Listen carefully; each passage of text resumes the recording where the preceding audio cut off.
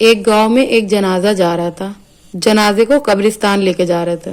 اسی گاؤں کا ایک شخص آیا اور اس نے کہا رکو رکو, جنازے کو نیچے رکھو. تو لوگوں نے سمجھا کہ یہ اس کے جاننے والا ہے اور اس کو دیکھنا چاہ رہا ہے, تو لوگوں نے جنازے کو نیچے رکھ دیا.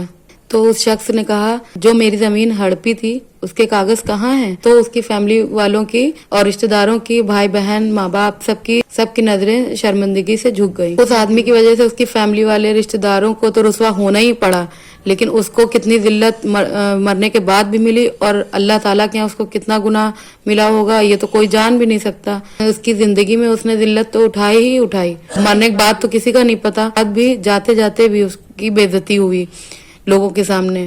تو اسی لیے کسی کا حق نہیں مارنا چاہیے. وہ زمین لے کر تو اللہ تعالیٰ کے یہاں گیا نہیں, اس کے ساتھ اس کے اعمال گئے, اس کے ساتھ اس نے جو ہڑپا تھا اس کا گناہ اس کے ساتھ گیا. اس کے ساتھ زمین نہیں گئی, جائیداد نہیں گئی. زندگی کتنے دن کی ہے؟ 60 سال, 70 سال, زیادہ سے زیادہ. اور کب انسان کی موت آ جائے کسی کو نہیں پتا. کوئی کو 10 سال میں بھی آ سکتی, 11 سال میں بھی. کوئی ابھی بیٹھا ہے اور میں ابھی بول رہی ہوں, بولتے بولتے مجھے کیا ہو جائے مجھے کچھ نہیں پتا. تو اس لیے جو بھی سن رہا ہے اس وقت اس ویڈیو کو, تو زیادہ سے زیادہ اس کو شیئر کرو کہ لوگوں تک پہنچے, کسی کا حق نہ مارے اور اس گناہ سے بچ سکے جس میں مرنے کے بعد اس کو سکون کی زندگی ملے.